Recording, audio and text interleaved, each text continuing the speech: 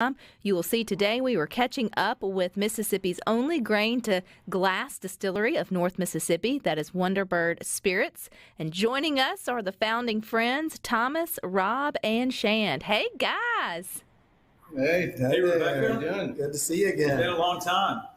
I was trying to think back. It's been, 2 years for sure since you've been here in the studio. Do y'all remember when you were here first? You know, we were just discussing that. I mean, you could probably help us out because you were with child. And she's 2 now. Exactly. And you were pretty far along, I'm pretty sure. So Yeah. it was towards a little bit over 2 years. That's crazy. Time really does fly. Fall of 2019. Does that sound right? Something like that? Yeah, that's about right. You guys had just gotten started, right? And I think Wonderbird was obviously a concept. Y'all were going to business. I mean, y'all were in business with it, but you really hadn't hit stores or hit shelves like you have now. So catch us up. What was it like once the ball really got rolling and you started to see people take it off the shelves or buy it or start to use it? What's been going on for the last 2 years? Who wants to shoot? It's been an incredible ride. We were fortunate enough to sit with you right at the very beginning of this business. I have to say Mississippi supported us from the absolute first day. Unbelievable response here across the state. So you caught us maybe 2 or 3 months into that. You know, we're now 2.5 years beyond, all across the state. The ride's been unbelievable in terms of the reception from the public. You know, our availability, in bars and restaurants and liquor stores from North Mississippi all the way to the coast and everywhere in between.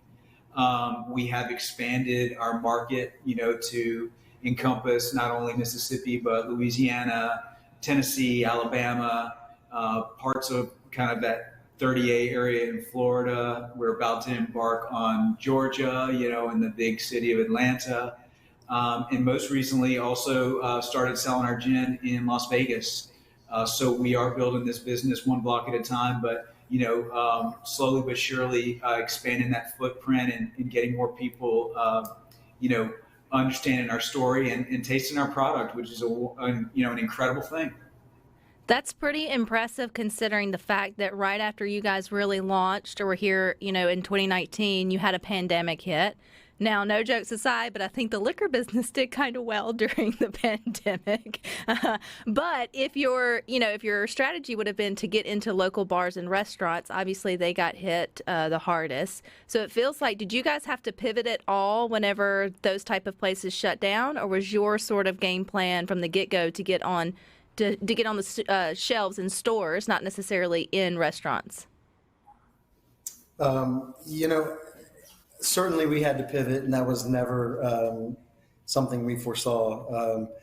One of the things that we did was pivot to do hand sanitizer. For example, being makers of our own alcohol here, it was kind of an easy pivot for us to be able to start using some of the base spirit that we make, just modify it a little bit, and now it can be used as a hand sanitizer, and we were able to, during that really tough period at the early on, especially when there was such a shortage of that, kind of help out with donating some to first responders and the medical community, law enforcement as well. Needed that a lot. So, and then we were able to also retail that. So that was one of the ways in which we kind of bridged that gap when things really hit the fan. I'd say, like you mentioned, some established brands did well and maybe had even an uptick in what are called off-premise sales during some of the COVID periods. But being such a new brand, for us, it was really, a challenge because part of, what the advantage that we didn't enjoy at that time was brand recognition. So, it was a challenge, but it also, I think, gave us a little bit of time to come up with our second product, which was something we had wanted to do from the beginning, is establish a what we call an experimental series of gins. And we came up with our first one during that period, which was a Magnolia Gin. and we did a small, like 800 bottle batch run of that, and it turned out to be a big success for us, and that's the one that we got some recent acclaim for, and so that turned out to be, a thing that was really positive that came out of it. Recent acclaim. I think you won a pretty big award with with that. So tell us what happened. How did you get into putting your gin up for competition, and how do you compete with gin? I mean, that seems so interesting to me. I'm sure it's the distilling part, right? Like the creative part of it.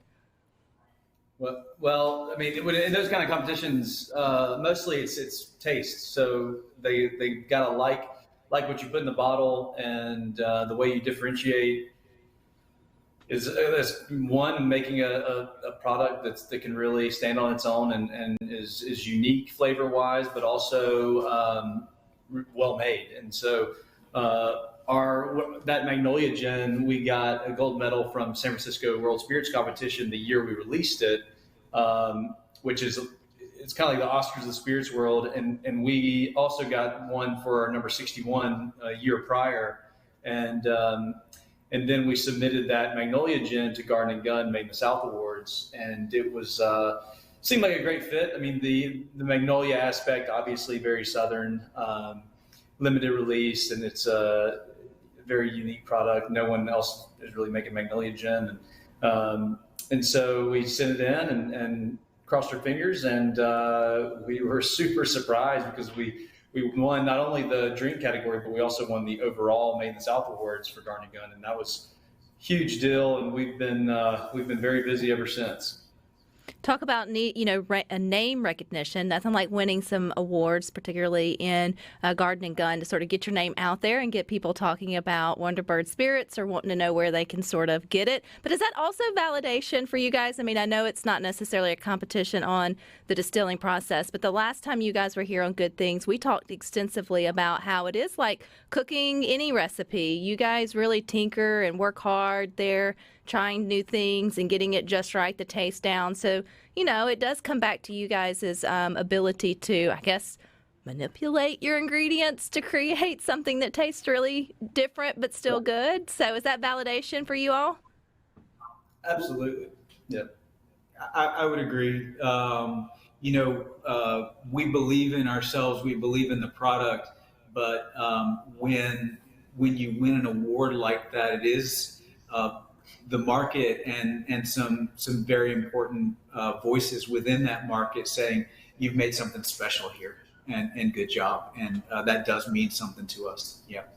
Because it has to be hard. I mean, gin or any of this sort of spirits, I mean, they're very distinct flavors, or they have no flavor, really no distinct flavor at all. And then to be able to create something new or different, I would think that's a lot harder than it just sounds, coming out and putting a different kind of flavor on the bottle or a different name with that. Or were there any duds during that time that you were like, oh no, we're not selling that? Oh, listen, our R&D process was 6 of them. yeah, it was comprehensive, let's say. We went through the naming on our bottle. Actually kind of is a good indicator of how many recipes there were that were failures, right? I mean,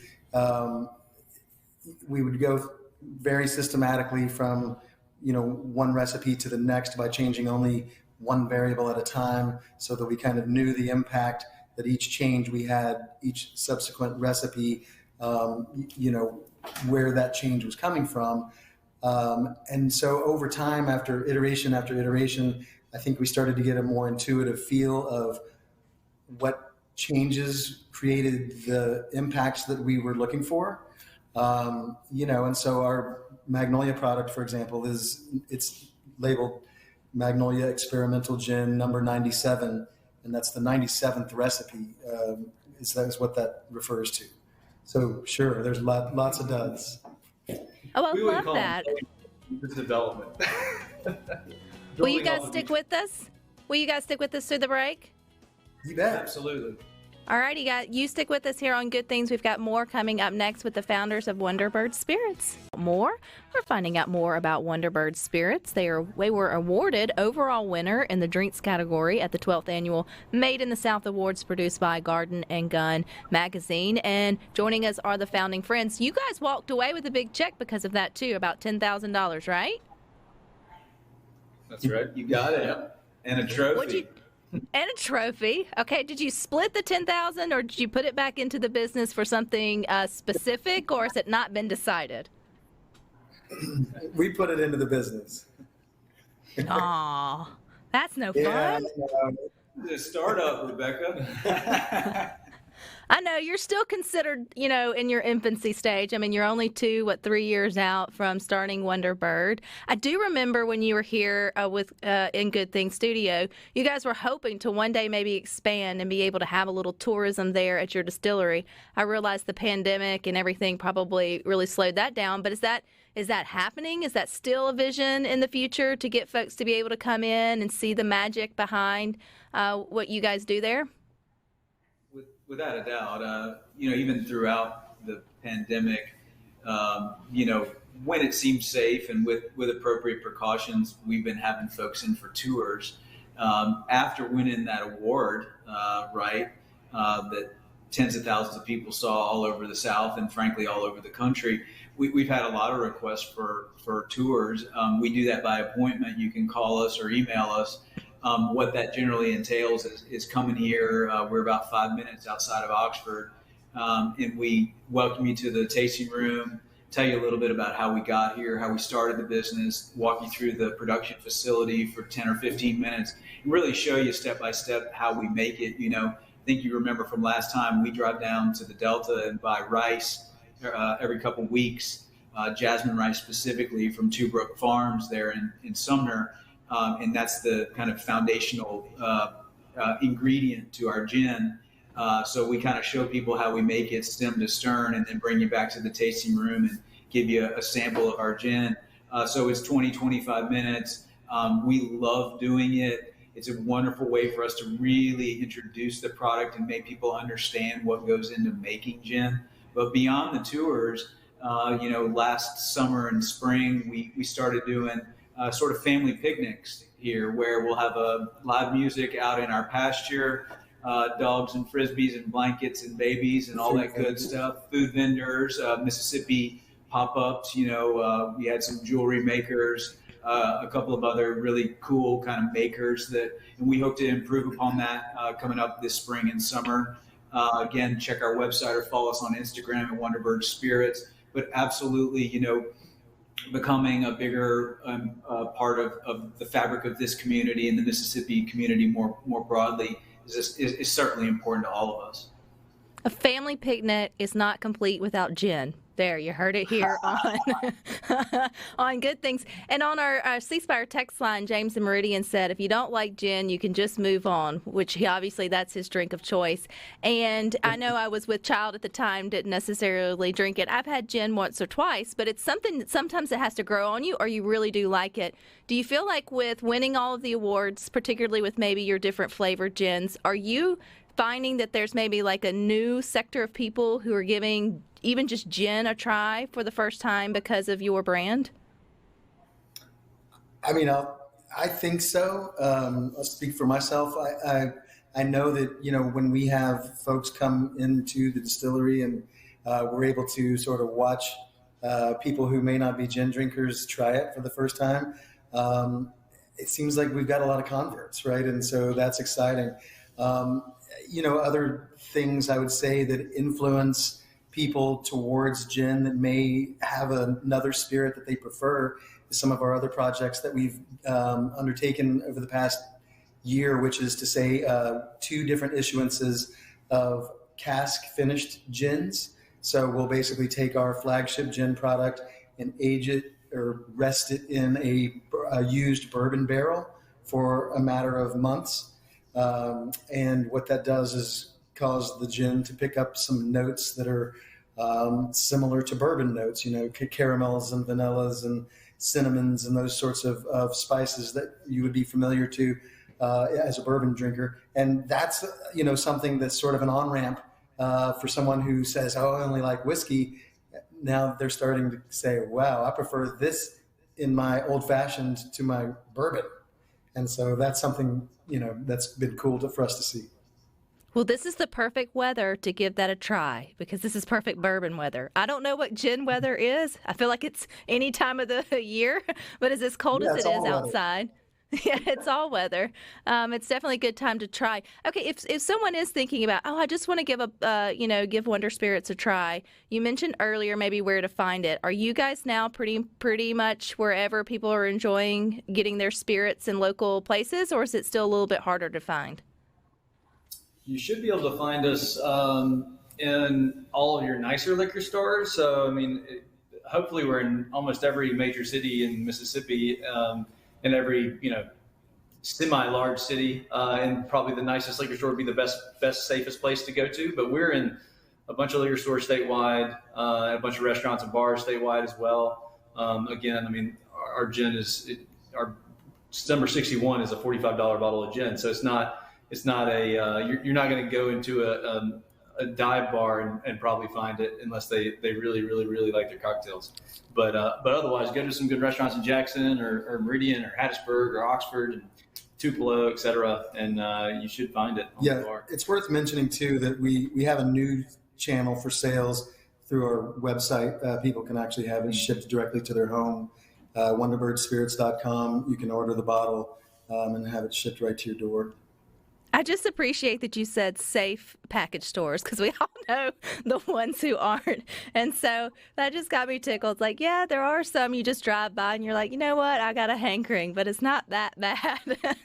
I'll wait till I get to the next town over. Okay. I'm so happy to see you guys are still friends. Y'all seem to still like each other. You never wonder when, 2 to 3 people come together as friends first and then start a business if either will last. And it looks like you guys really are doing well with it, and you've obviously had a lot of success. So what's next? Is it still just, Wonderbird and beyond, or what are we doing next? Rebecca, we're going to stay on this path. It's a long one. We're super excited about it. I think if we went back in time to when we last talked to you and you would have told us we'd be where we are now, and you asked us, would that be a good vision for you? Would you take it? I think all 3 of us would absolutely take it. This has been a wonderful ride thus far, and I think we've got our heads down. We know we have something that the market's reacting well to. We enjoy what we're doing day in, day out. As you just said, this partnership has stood the test of time. We're really enthusiastic, and I'll say personally, never been more optimistic about, the road ahead.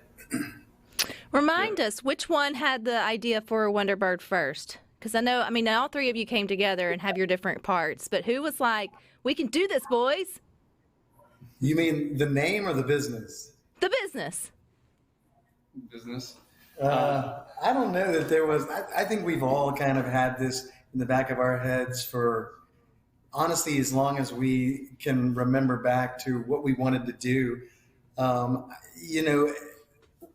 In 2017, I would say probably Rob was maybe the instigator for me when he called me and said, I think I'm about to quit my corporate law job and move to Oxford. Are you ready to quit your corporate job and let's do something fun?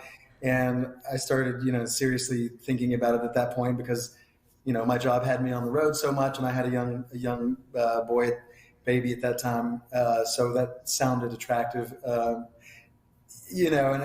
we've all kind of had this dream somewhere in the back of our heads for a long time. Well, I would have said Rob seems like y'all's cheerleader. I feel like he's the one's like, come on, boys, we can still do it. We can get it done.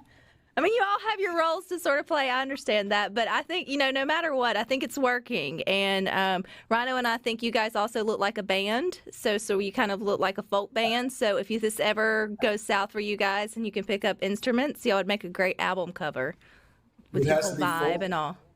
Well, I mean, it looks. I'm throwing that one back on Rhino. He's the one that brought that sort of up. Or indie band. Maybe he used indie band. Would that make you feel better?